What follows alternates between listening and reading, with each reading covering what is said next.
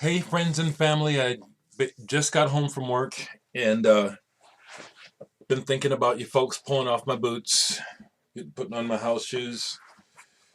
Yeah, checking in with the vinyl community is just like checking in with the wife and the kids. For me, I love the vinyl community. I love being able to connect with you all. I like being able to talk, and if someone wants to listen, they can. And if they want to respond, they can. Um, and so this is just really precious to me. I just want to talk for a minute. I might get to some records, but I wanted to talk about Black History Month. And you all know I'm just going to tell you exactly what I think. I'm not going to candy coat it. I'm not going to be politically correct. I'm going to tell you Dereck's experience. I have always been insulted by Black History Month. Always. Even as a child, I sensed it. Now, first off, let me deal with my viewers who misunderstand me when I talk about race. I'm 56 years old. I lived through the 60s. I lived through civil rights. I was alive when I was still regarded as an animal by the general population of this country. Okay? I will never forget, and it ain't over yet. So if you can't understand, you've never been through it, so you don't understand. Okay? I have a couple folks who try to tell me I use race for an excuse or that I'm racist. You don't understand. And notice what I'm saying. The human part of me wants to be angry and lash out at you, but my higher nature reminds me what what people need who don't understand is they need compassion, they need help, and they need education. So I'm going to take the high road, and I'm not going to put folks down that don't understand me. I'm going to say very clearly, you don't understand. If you think that when I talk about race, it somehow implies that I'm blaming problems on race or that I'm a racist, you simply don't understand. Okay? So, why don't I care for Black History Month? Well, a couple things. Even though I wasn't there, when slavery ended, um, I'm pretty certain that the black race was not welcomed into society. There was probably no official sorry about that. You know what I'm saying? We were not welcomed, okay? And this has been obvious the way that my race, and I will say that, how we had to struggle to make our way into society, okay? We helped to build this country. We fought the Civil War next to the people that enslaved our ancestors. We have enriched every aspect of American society and culture. Why is my history separate? To me, that's an insult. The fact that there has to be a Black History Month and that the history of this of the Black African American race is not integrated, especially now, it's an insult. And to add insult to injury, Black History Month is the shortest month of the year, February. Don't think I didn't notice that right away as a kid. I says, damn, they just dissing us left and right. You know what I'm saying? So, fuck some Black History Month, okay? What a bunch of fucking bullshit. America's history is my history, not separate. Not separate. It sucks. Just sucks.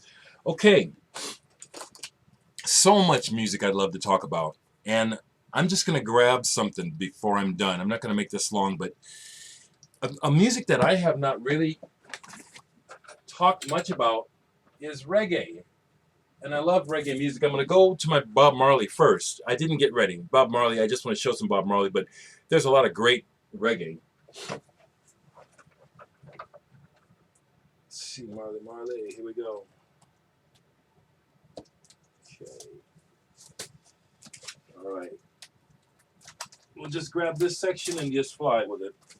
Okay, so I just wanted to grab some Bob Marley. I mean, I love Black Uhuru, Burning Spear, Mighty Diamonds, Morwells, Gladiators, Ethiopians. We can go deeper, you know what I'm saying? Yellow Man. I know some reggae. I don't collect it tough like I try to collect prog and psych, but I pick it up. In picking up my Marley, on the end was Wynton Marsalis's first album for Columbia. Great, great record. Great debut. So, you know, for the longest time as a teenager, I hated reggae because I didn't understand it, and I was still embarrassed in some ways. I was so conflicted about being African, you know what I'm saying? And reggae music was so Jamaican, so African. I was embarrassed. And when it finally hit me, close to Bob Marley's death, hit me like a ton of bricks. Reggae is for the soul.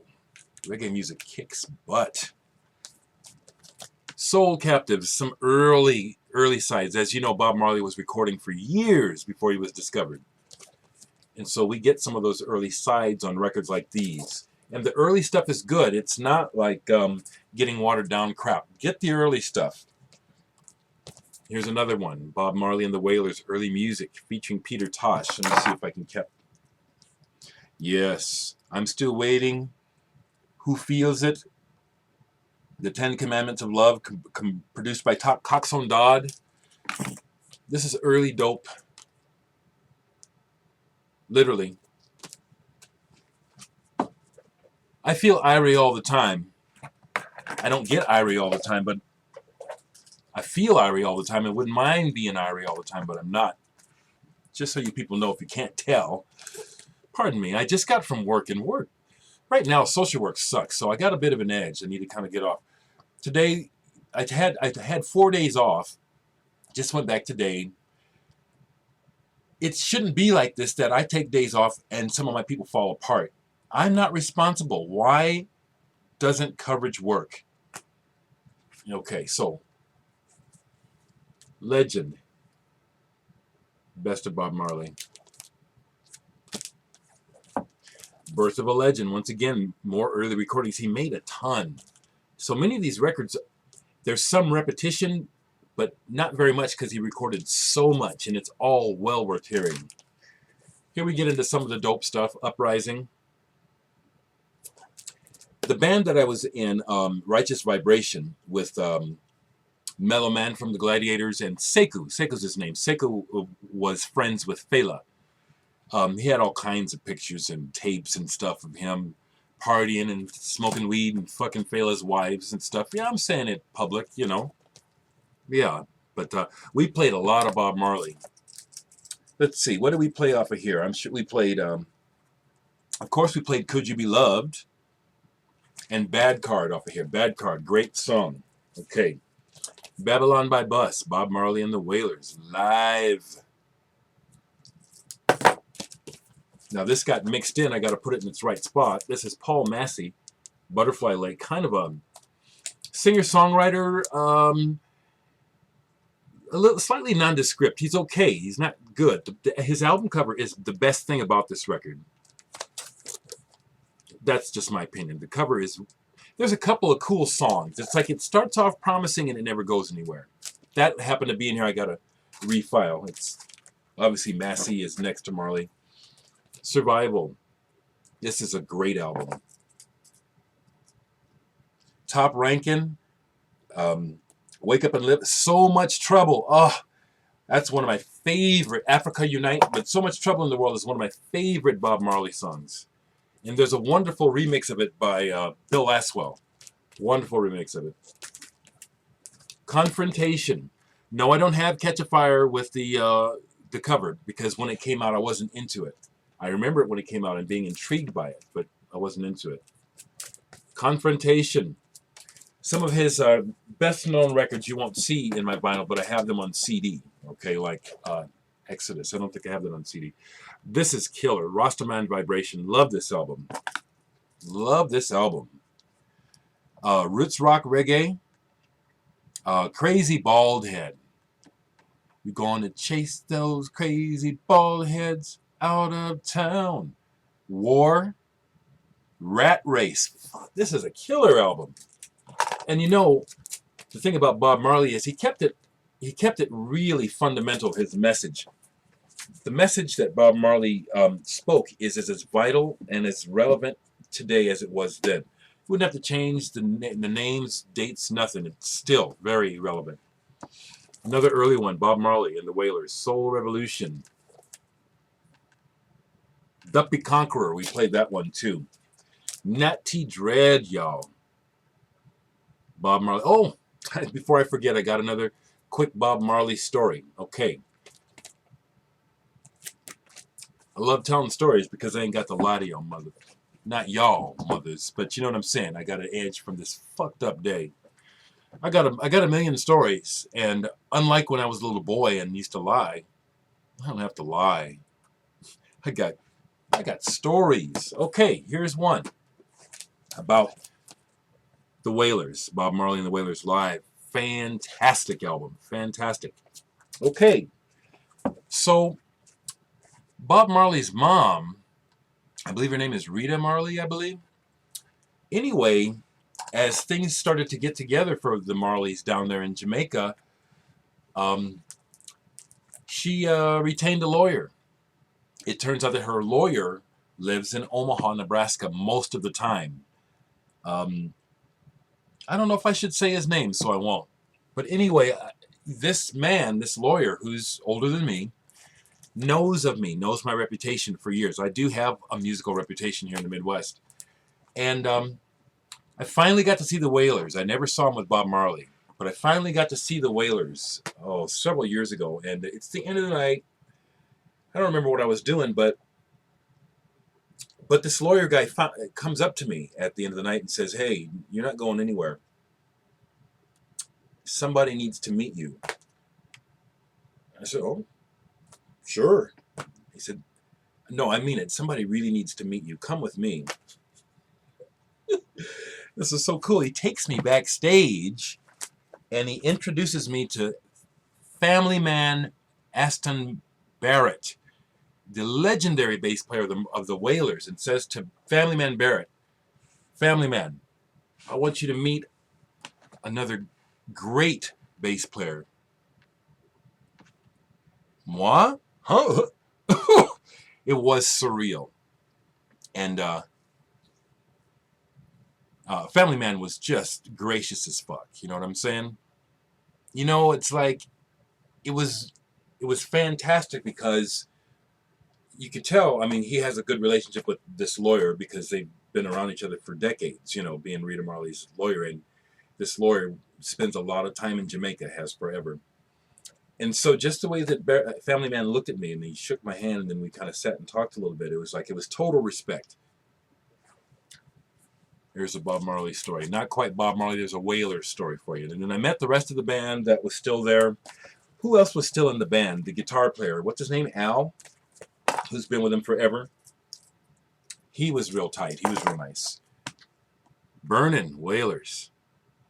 So I guess this one won't necessarily be about reggae. It's mostly about Bob Marley because I'm not going to go grab some more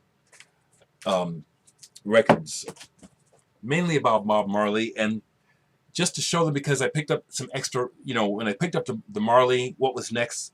So the thing that's next to Marley going down the alphabet is Alain Marcusfeld, the Desert Noir, guitarist from France. Beautiful, beautiful music. No, this isn't reggae, but I have it, so I thought I'd show it. With that in mind, if you do watch this, Mr. Fartboy, Tony, you were looking for recommendations for good prog, here you go. Alain Marcusfeld, Le Desert Noir. And if you can find this one by him, Contemporis, Alain Marcusfeld. Both of these are excellent. They're not records to change your life. But you see these covers. Do these covers fit?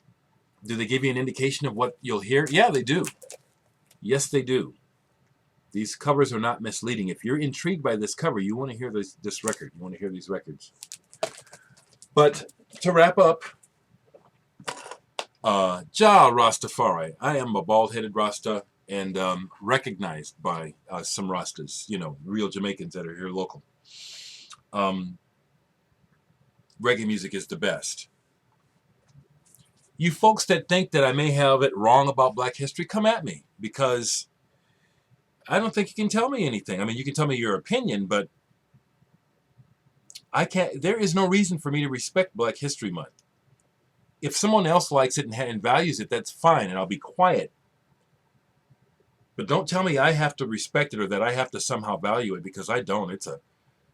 It's more bullshit like the bullshit that America has been handing down from the beginning. I mean, stop and think about it, you know. When the Pilgrims came over from England, if I got this even partially right, part of it was religious freedom, and then it was, oh, let's take advantage of this. Take all the scum with you. Take all those scumbags out of England. Take them with you. Those are the people that established America. And in order to do it, they damn near wiped out a race of people. So it's just fucked up from the beginning.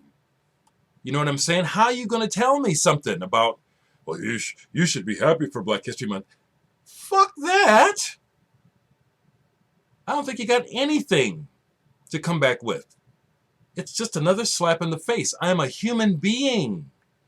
The fact that it's still in question by some barbarians is just sometimes incomprehensible to me, and has a lot to do with the underlying anger I have all the time. It's like, man, the spectrum of humanity and intelligence is so wide, from complete idiocy to genius, that those that are in a position to take advantage of it take full advantage of it. That's why I hate politics. You can make these broad sweeping statements, the people this and the people that, you know, and because we have so many people down on this end of the spectrum who, by no fault of their own, just have no brains or no intelligence or no, it's taken advantage of by those that are in a position of power, and they know it, and we get swept along in the sea of shit along with it, you know. And it's just sad, you know. I hate the state of the world right now, and I hate all of the world's leaders. You're all liars. I wish some of you would be watching this video. You're all liars, every one of you. Every country, your leaders, you're liars. Everything you do has self-interest in it. That's the problem with societies. We'll say that we have these altruistic goals in mind, but the people who are putting things together always put their own interests in there. Always. Always. And that's why it always fails, is because the people who claim to be doing things for the good of the many are doing that, but also getting theirs at the same time. And you can't do both. You're providing and you're taking, and it destabilizes the give. That's where we're at right now in this world. And we're not going to fix it, especially through politics. Absolutely no solution is coming through politics, folks. I'm speaking like I know what I'm talking about, and I don't.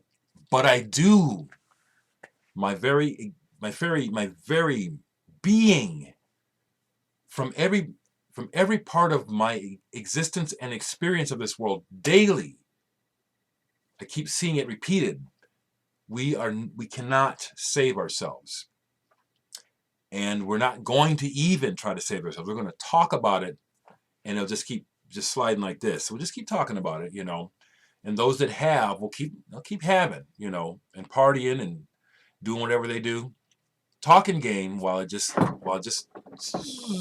know what I'm saying? Yeah, you can tell I had a rough day. I've talked longer than I wanted to. Quick update on Dereck. I have not heard yet from the record company. I'm expecting shortly here to hear about the next test pressing. Hopefully I'll hear about it this week. You know, when I was playing Torch last night, part of what led me to play Torch is that I know that Torch, that album, was pressed by the company that's pressing my album, Pirates Pressing. And they just do an immaculate job, you know. And so it was just me dreaming about being able to drop the needle on a good Dereck 3, you know. So I hope I have some good news for you later this week. And here we go towards 20 minutes. Talk to me, people, pro or con. Just keep it respectful. You know what I'm saying? Anybody that, I have had some people try to step to me since I talked about sexuality. I have had a couple of people step to me with a veiled, disrespectful tone in their comments. I catch it. You know who you are, and this says everything about you. It says everything about you that you think. It says a lot about you that somehow you would think you're going to be disrespectful to me because I have reflected a holistic, healthy attitude about sexuality.